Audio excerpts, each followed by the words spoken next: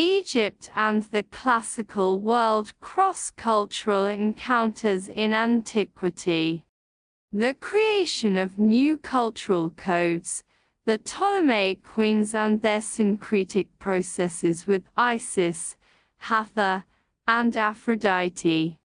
Marc Antony celebrated.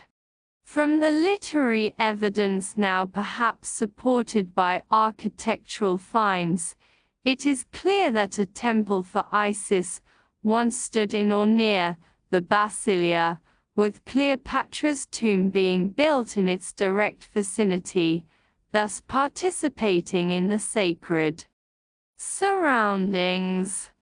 Since the temple is connected to Acrolochias, Tisalas and others assigned the epithet Lochia midwife to Isis and her temple in this specific case, assuming that it refers to the nurturing aspect of Isis, the mother of Horus.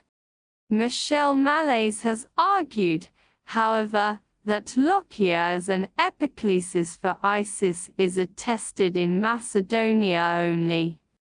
Sunja Nagel, who published a detailed study on Isis in the Roman Empire in 2019, agrees with Malaise and thinks that the temple was probably dedicated to the marine Isis, who was created in Alexandria on the basis of her association with Aphrodite.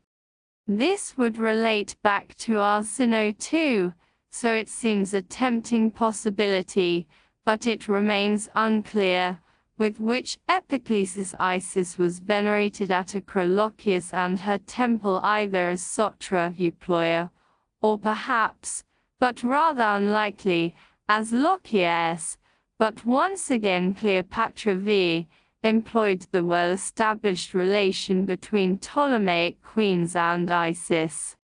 Marc Antony was celebrated as Neos Dionysos and Cleopatra as Isis. Publicly they appeared in the guise of this divine couple. Although the title of a new Isis is not attested for Cleopatra VII in contemporary literary sources or inscriptions, it was projected onto her by Cassius Dio and Plutarch. In these classical sources, heavily influenced by the Roman worldview, Cleopatra is shown as a kind of catalyzer who was used to affect Marc Antony's change in character, but this negates to a large extent the extraordinary role she played in the last years of the Ptolemaic Empire and the self-presentation she orchestrated, which was based on the traditions of the Ptolemaic queens, and combined with new elements. Regarding the size of the pylon tower, a different interpretation comes to mind, leading us to a location to the far south of Alexandria and Egypt, to the royal cemeteries of Meru with their pyramids and funerary chapels. Pyramids first appear as part of Nubian royal burial practices in the 7th century BC. In the 25th Nubian dynasty, Taraka 692–664 BC, began the tradition of placing pyramids over the tombs of the rulers and members of the royal family. With an estimated height of 50 meters, his pyramid at Nuri north of the fourth cataract of the Nile near the temples of Jebel Barkal, the sacral center of the Kushite Empire, is the largest such structure in Sudan. 84 in the Meroitic period 3rd century BC to the 4th century AD. The royal cemetery was relocated from the region around Jebel Barkal to the south into the region of Meru, at Bagroria, north of the 6th cataract. 147 royal pyramid chapels survive. Pyramid Beg S10, dedicated to the ruling Queen Bata 284–275 BC, is located in the southern cemetery, the earliest and largest part of the Bagration necropolis.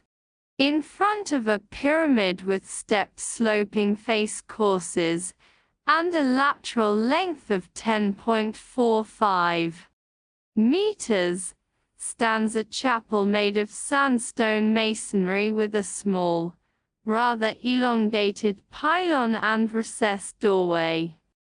The southern pylon tower is largely destroyed, but the northern one is partly preserved, so that a width of about 2 meters and a height of about 3.4 meters can be reconstructed, slightly larger than the Alexandrian monolithic one, which is 1.54 meters wide and 2.6 meters high.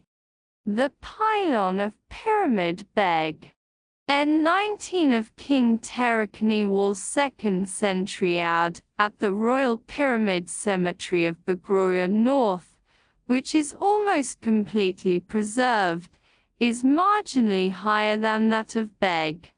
S10 and even more elongated, its pylon towers are about 1.7 meters wide and about 3.7 meters high, with a gate in the middle of about 1.8 meters high, a height that Martolf calculated also for the Alexandrian gate, dismissed as too small.